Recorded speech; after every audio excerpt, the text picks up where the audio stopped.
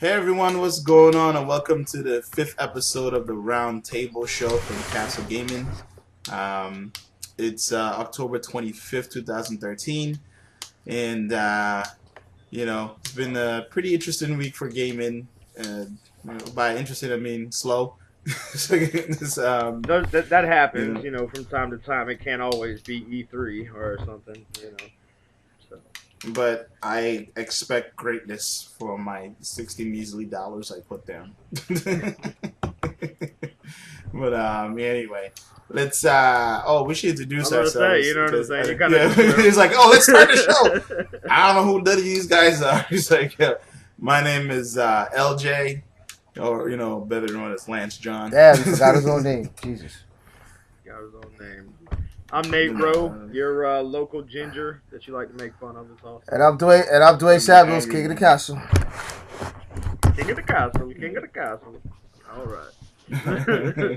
I think Dwayne should be Batman. It would be awesome. Dude, that would be awesome. A bald Batman, Yeah. bald black Batman. Yeah. That'd be great. Yes, I'm with it. I'm trying to change the whole. I mean, we got a black Johnny Storm. Why not have a black Batman? I think Dwayne could be Morpheus maybe, like if they did a remake, Matrix remake. No, Lawrence Fishburne would kill him. Nah, man, because you put Dwayne in like a leather. Please, overcoat. please, don't imagine me in leather, please. Okay. He's gonna go around saying, "You can take the red pill." It's like, get the red pill. Take it. Man.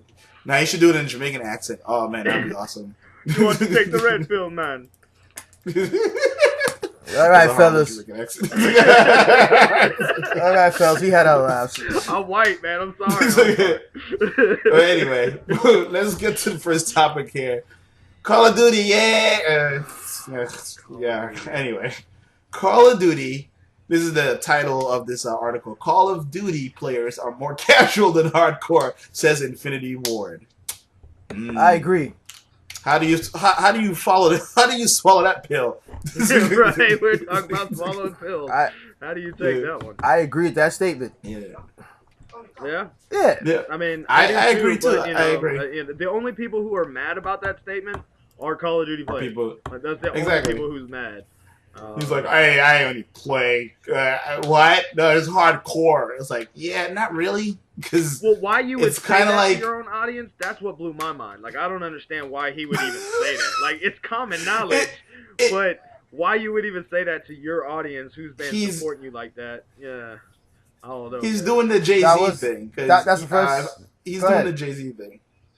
No, I'm saying, like, if you remember, like, Jay-Z had a line in one of his albums where he says, it's one of his songs, sorry. He says, I gotta dumb down my lyrics to double my dollars. He just literally dissed all his fans. He's saying you're all stupid. He's like, and another, if you guys are, big gamers, if you know who do you guys know who Adam Sessler is? I've heard the name. Yeah. If anybody, this is F for information. If you guys don't know who Adam Sessler is, then you're not a gamer. That's what I have to say. But go ahead, Lance. Love him or hate him, but he also said something similar about the Call of Duty franchise. He said Call of Duty is the new Madden because he just keep releasing this shit every year. And it's the same shit every year. You know what I mean? Like, it's the same shit. Characters it's like little upgrades. Well, put it this way. Let's be fair. We can't just say everything's exactly the same. But let's be fair on that because they do bring a couple of new mechanics to the game. I'm not saying overall, but let's be fair to the developers on that part. Let's be fair to them. The gameplay is exactly the same. Like they might change exactly the same. They might give you a new that's what I'm saying. Or whatever, they give us a couple of stuff, but I'm just saying like let's be fair to that part. But the whole point is like the statement he's saying is true because I remember when I worked for let's just say the G Spot company. The G Spot GameStop. Yeah, I said.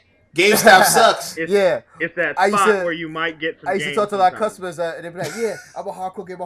I'm like, so what game you play? Just Call of Duty. I was like, that is not a hardcore gamer if you just play one game.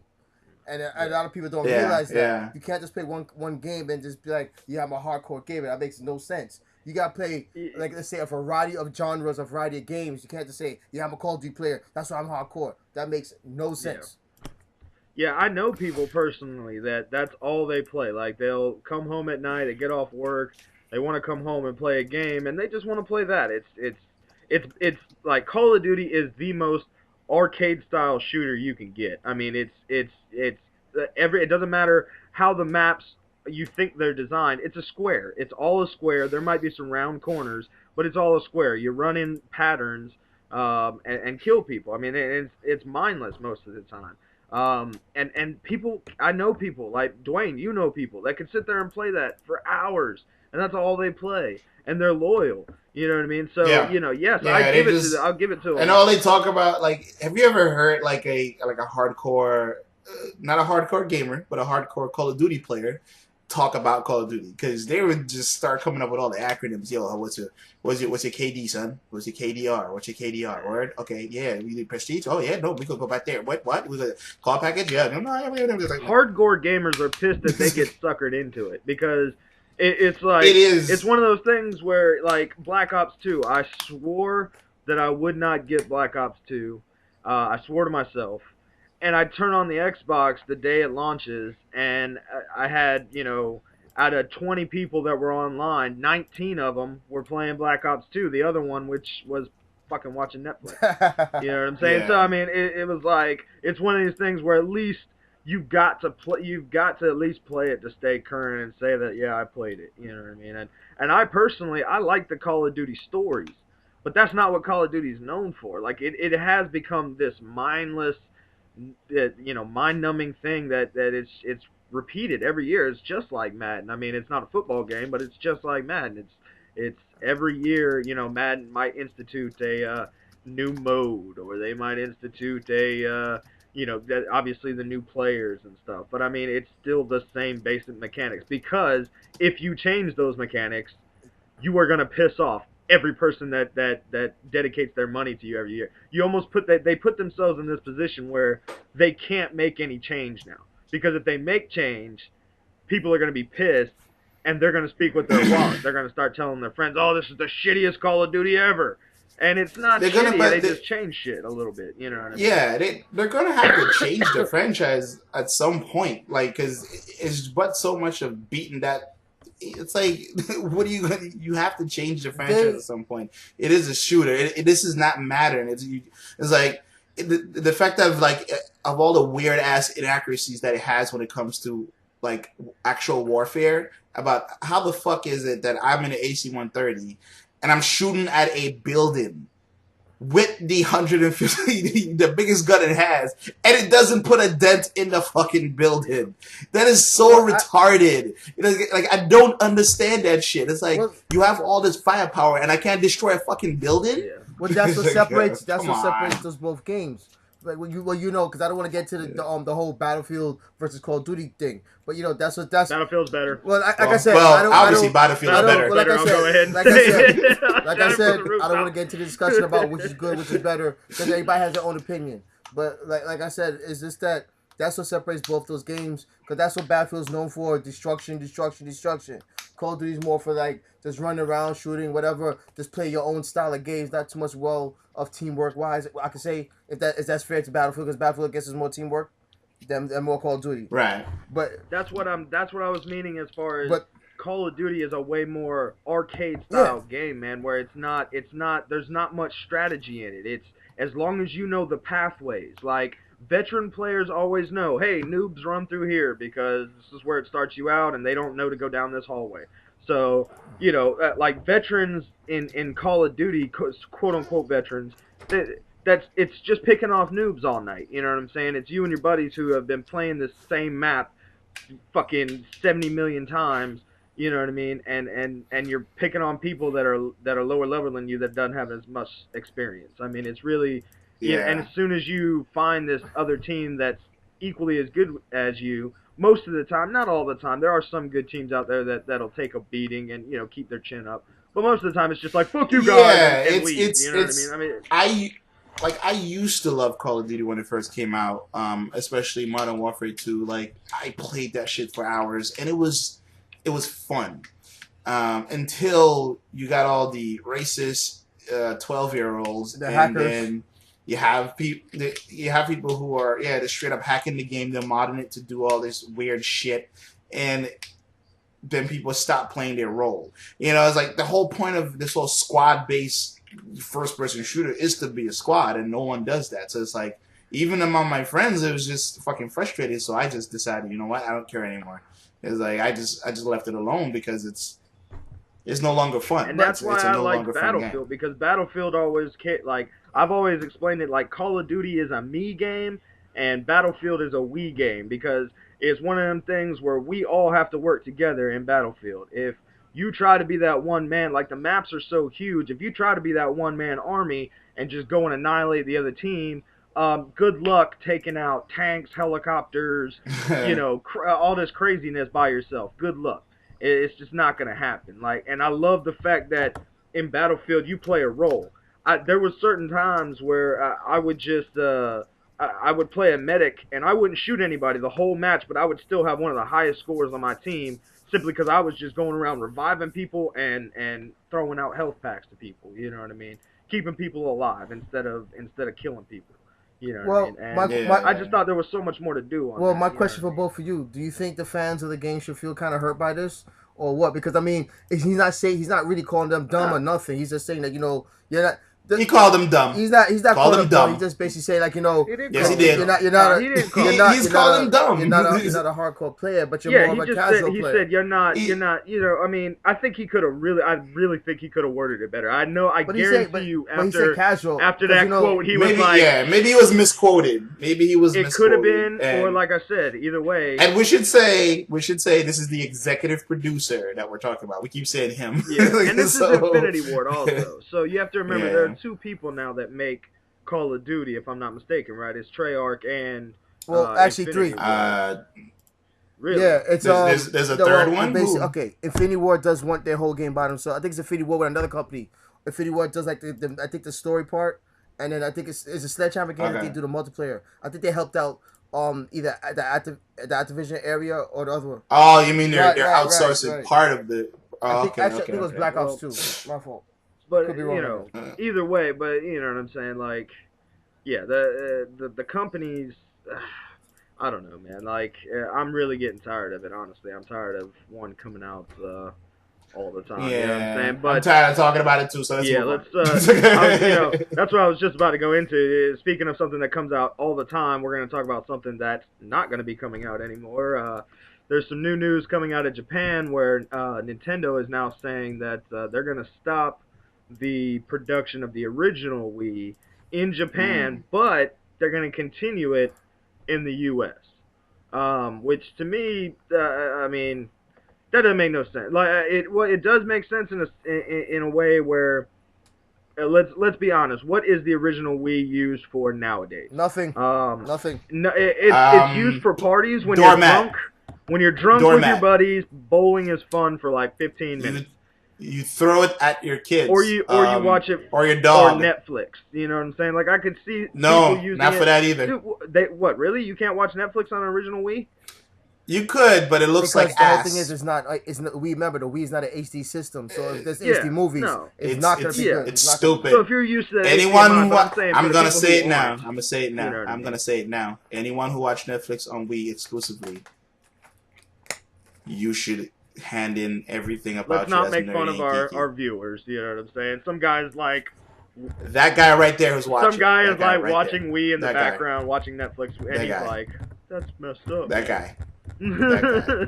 But I mean, like I can understand why they still produce it in the U.S. and not in Japan, simply because the Wii U is not doing great. It's doing all right, but it's not doing great. The Wii has sold over 100 million units.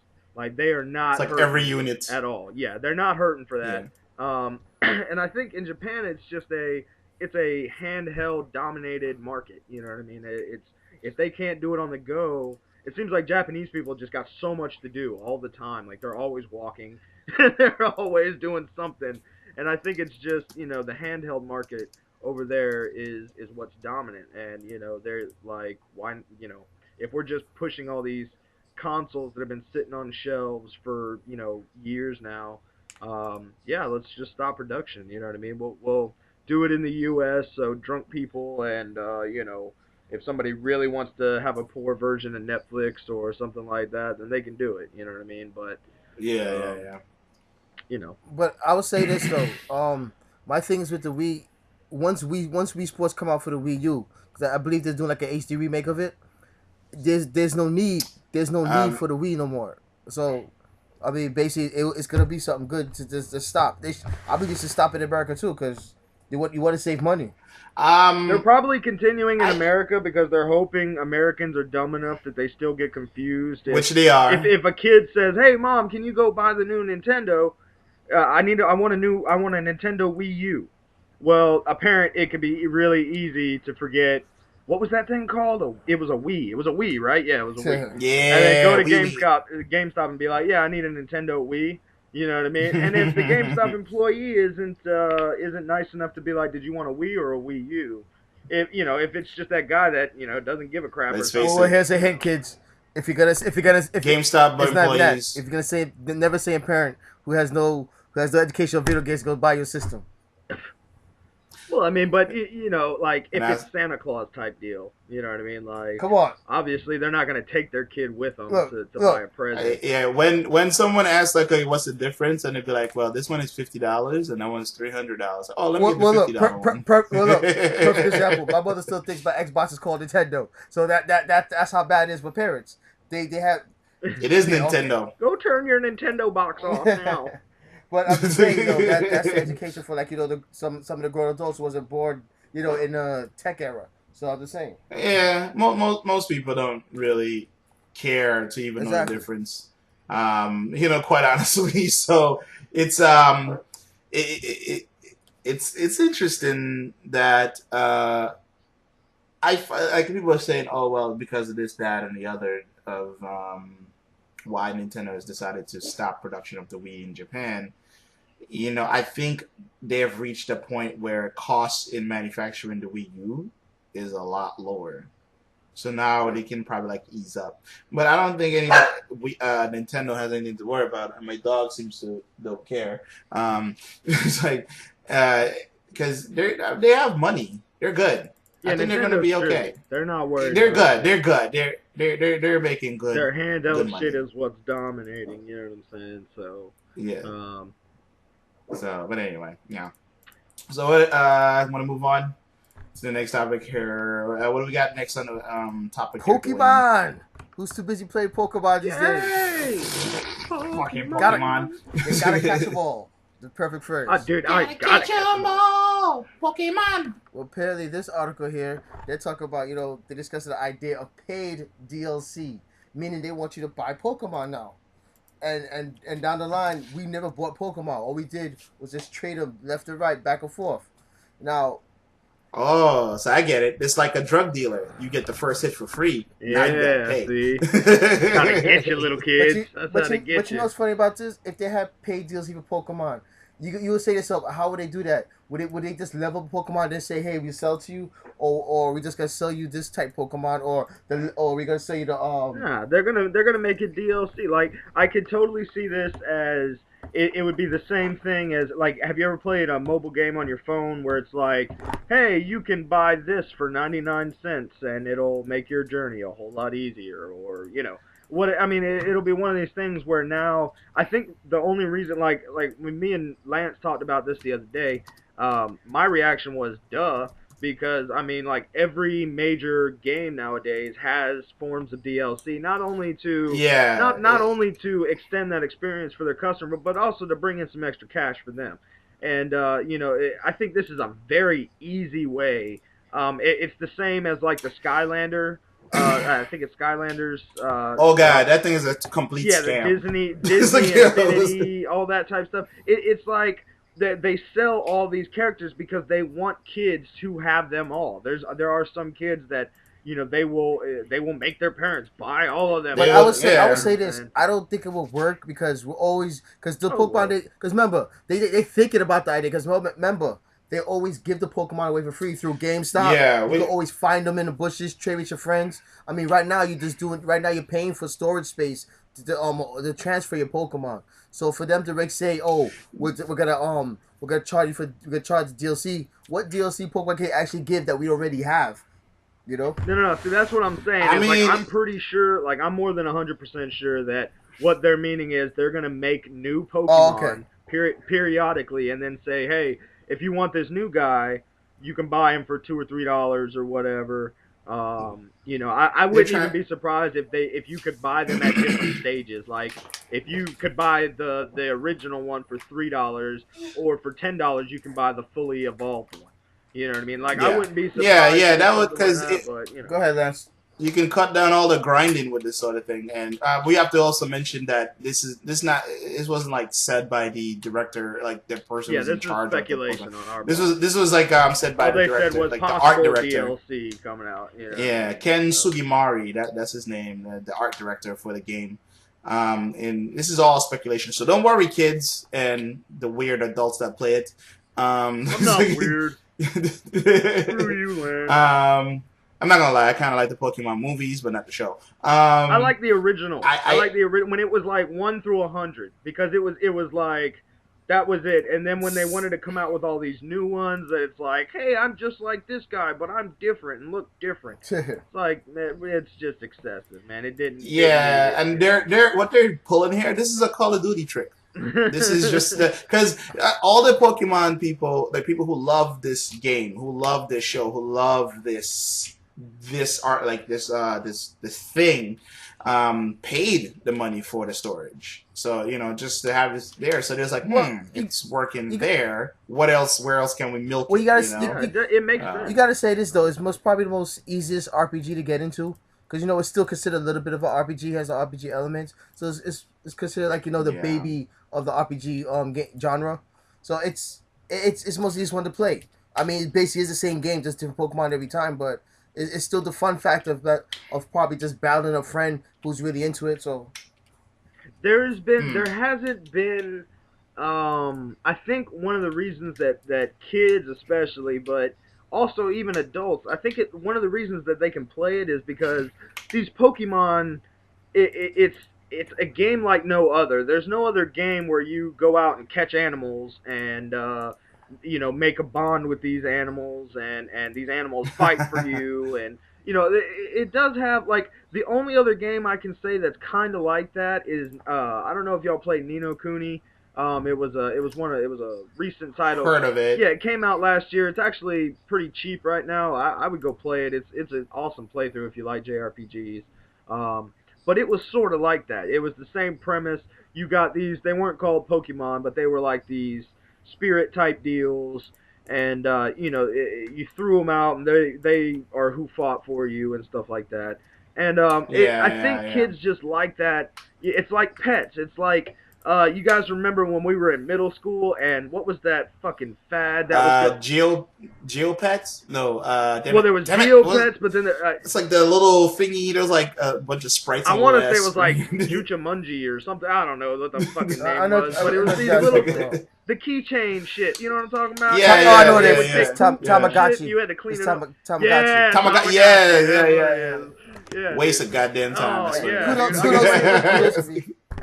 It was, exactly. Bonus points for Dwayne. But yeah, I think it's just that how pathetic is that almost, that we want this bond with this electronic being that doesn't exist, you know what I'm saying? But I think that's what sells. Pikachu! It's like giving your kid a dog without giving him a dog. It's like a dog that you don't have to fucking clean up after, you know what I'm saying? I mean, it's, to them, they have this bond with their Pokemon because it's something that they caught, they raised it, and they're battling it. And it's all love. I love it. But anyway, one thing that I do love, and something that I did experience at this year's Comic-Con's 2013 NY Comic-Con, son, yeah, all that shit, man. Look around. You might see me in some picture somewhere wearing a Ponder Nurse t-shirt. But anyway, you look like Carl from Family Matters. I told you that. You look like Carl. Yeah, I'm a taller version. Taller. Oh no, no. You just haven't widened out yet. Like, I think that's all. Yeah, when I get wider, I just 20 years after some good coaching from a wife or something, you're gonna be like, you'll be about his size. You'll be good. But yeah, the thing that I got to experience at this year's Comic-Con was the Oculus Rift, because I've been hearing about this thing for like the past year. And I was like, at first I was like, I really don't want to put something on my face and, play video games and stuff like that. And until I got my hands on it, it was a little weird because there wasn't a huge crowd around this device. They had 3 of them set up on this computer I've never seen before. It's very interesting, and you just go up, try one on. Obviously, the Oculus Rift right now, the way it is, cannot fit over my glasses. So I thought that when I put it on, everything was just like really blurry, and I just thought because of my bad eyesight, that's what it was. But it turns out that's not what it is. But I mean, did you try it without your glasses by chance, or? No, I tried it without my glasses. Yeah, Okay. but the video, hopefully I'll be playing in the background. This right here, this guy on YouTube, he got to try it out with Euro Truck Simulator, which is literally a truck driving sim with his old setup with the wheel and everything. Rednecks are gonna be falling over everywhere. What? I can drive my truck awesome. from the couch? That's fucking crazy, man. Robot trucks everywhere, and I quite honestly, I loved it. I thought it was great, even though it was blurry, and it was still immersive. And I can see this really, really, really changing the face of gaming. I don't think the PlayStation Eye or the what's the other thing Kinect? called? The Kinect can actually. You got to be fair about one thing. The Kinect is, Kinect is more known as a motion. This is more as something to game for your eyes. So. I know, but that's what these 2 big boys are pushing, and as to it's revolutionized everything, but it's not. It's like but I feel like because that's what they were pushing in the beginning, like you can have this virtual reality thing going on when it's like it's not really immersive because you're still looking at a flat screen, and whereas this thing you put it on is you look everywhere, and I think I feel like this will not only get hardcore gamers more excited about the gaming industry, even casual gamers. Like putting that sucker on. Like I took when my girlfriend came with me to Comic-Con, I took her over to the booth. She tried it out. She's not a hardcore gamer, and she loved it. And she's like, I have to have this as soon as it comes out. Is that when you put it on, were you still able to see where you're going, or you basically have to just sit in the area, or you can see like say if I was walking towards you, can you see me walking towards you, or is those blank? No. No, it doesn't have sensors outside of it to that's like what I want pick to up know. So you have to sit still. You have to sit still for this, right? I mean, you could walk into walls, but that's probably not advised. Yeah, I mean, there is, I believe, I think is it NASA that has like NASA. That's what I was telling you about. Was NASA? Yeah, you know about it. Yeah, they're using this Oculus Rift. They're taking images from the rover that they have up on Mars that's taking these 360-degree images, and they're basing their sort of virtual sim off of that. But what they're doing is they're having these guys put on the Oculus Rift and then walk in what they call an Omni treadmill, which is it's like a treadmill, but it's a square, and you can walk like it implies you can walk in any direction. And it's like you're walking on Mars. And for them, I mean, that just opens up possibilities for exploration without these just crazy expensive expeditions. Yeah. You know what I mean? I mean, it's so it lets them explore and lets them find stuff that they might not be able to find. I don't know how integrated it is. But I mean, people are just using the Oculus Rift. It applies to so many things outside the gaming industry. Even though these guys created it with the intention of being, this really great thing for gaming. People I've heard of realty people trying to utilize it for virtual tours through like virtual open houses for real estate and stuff like that. There was this guy who made a paper route game. Not even like he puts his bike on this thing and so it'll spin in place, and he'll just use the Oculus and he made this paper sim game, this paperboy sim game. I mean, so it just goes to show like that there's so many things that you can use this for. And if somebody like NASA is showing interest in it, then I think they really have something. You know what I mean? And I personally, I'm a lot like your girlfriend, man. I cannot wait. I haven't played it yet, but I have heard nothing but good things about it, and I just cannot wait for them to have a retail copy. Right now, it's only dev kits. Anybody watching this, you can technically go buy. How much is like? I think it's like how much is it? I think it's like $250 or $300 for a dev kit. I want to say. Really? Yeah, that's cheap. It's not bad because I would. Then again, like I said, since it's a dev kit, you're gonna have to know how to program a game to play for it and everything like that. So you're better off, honestly, just waiting for the retail version. Now, the retail version might be a little more expensive, from what I understand. They're trying to make a 1080p version, HD version, but still make it cost effective, and they're running into a little bit of problems with that. That was the last I heard, but that was a few weeks ago, so that could have been solved by now.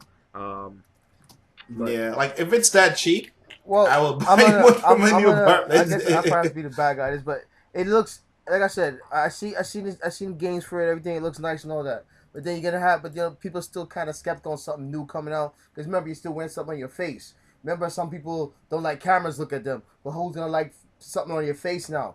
You're sitting there, play the game, look like that. So it's like I said, I just want to see more with it. I mean, seeing the game, yeah. But I want it. I want it for immersive.